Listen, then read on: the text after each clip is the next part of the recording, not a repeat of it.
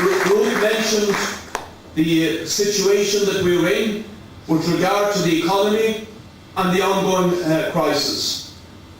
What's happening in Ireland is, of course, against the background of a worldwide crisis of capitalism.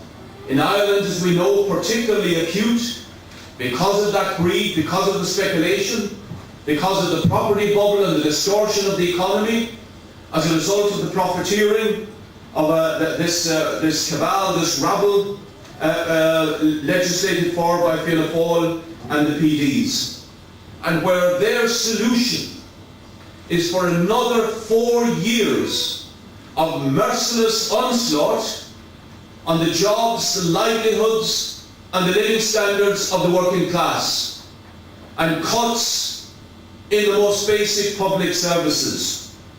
This is the only solution that they have for their crisis, to try and allow their friends, the capitalist class, to regain its profitability, to crawl out of the hole in which they are in, and then of course go back on the rail and try to continue as normal, leaving in their wake, of course, massive unemployment and growing poverty. That recipe is a recipe for disaster. Their policies of slash and burn will not resolve the fundamental problems of capitalism. They will make it worse. Because if you cut the ability of working people to buy, then of course the services, the shops, the restaurants, the other services that employ people will have less business, which means thousands and thousands more on the dole. And Brian Lenihan, the Minister for Finance, as much as admitted that when he said only 3 weeks ago that he expects an incredible 250,000 more people in this small state to join the unemployment queues by the end of next year. What a chilling prospect capitalism and its parties offers us. Over 600,000 people unemployed in this state in 2 years' time.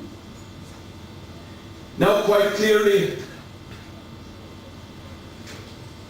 we have to say that there is no solution in what the government is putting forward, and as well as the cuts, all they're doing is relying on the same old forces to try and create jobs and to get the economy out of the mess.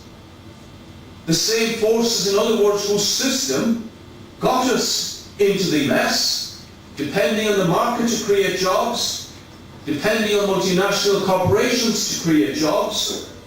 But any child socialist will tell you that against a background of international crisis, those organizations would not invest significantly, because of course the only thing they invest for is the maximization of their profits. And we see as well their disastrous strategy of putting billions, countless billions, the future generations' wealth, in other words, on the line, to bail out the speculators and the big bankers from the disaster that they caused in the property market. We pose a completely different alternative. We cannot rely on those old forces. We cannot rely on the forces of capitalism. We say that a new strategy has to be brought forward, argued for, campaigned for and won to resolve this crisis. Job creation has to be led by state investment. It will not be led or not be brought about by the private sector, which is in turmoil at the present time. That is why we have called for public ownership of the banks under democratic control and management. Not the bailout of assets such as is going on at the present time, but the taking into the public hands of ordinary people, of working people, these important financial institutions, so that investment policies can then be directed in the interests of society not of the corporate elite who are the major shareholders of those banks, in the interest of investment for social ends, to stop job losses, to create new jobs, to give young people funds to buy homes at reasonable rates, and to fund the necessary public projects that should and must be created, we say, in many areas of society to fulfill very urgent needs, such as the need for more schoolrooms, more health facilities, step-down facilities for people leaving hospital, care homes for the elderly, and many other projects. And why we say as well that the major firms threatening further job massacres should be peremptorily taken into public ownership and fitted into such a national plan. And we have many times in the course of the Euro election campaign given the example, the incredible and scandalous example of what happened to SR Technics at Dublin Airport. Handed over by Fianna and the Progressive Democrats only 10 years ago to multinational corporations.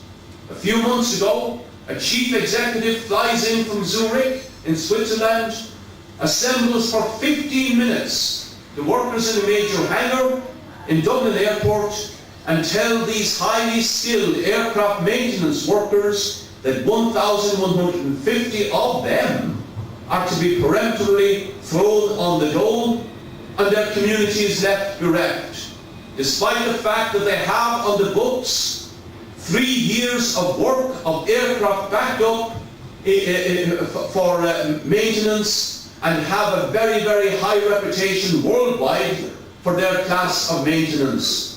That is capitalism at its worst. That is capitalism at its most destructive, wanting simply more profit to suit the corporate elite who own that SR Technics, who want to shift their operations out of Ireland. We said that firm should have been immediately renationalised. All those jobs should have been maintained. Aer Lingus should have been, if necessary, commanded to give its maintenance contract to SR Technics to maintain those jobs, the 60 apprentices and so forth. But it is that type of action, that type of socialist planning, if you like, or public ownership, that really lays the basis for resolving the problems that we have at the present time. Otherwise, it is the question of the nightmare of mass unemployment.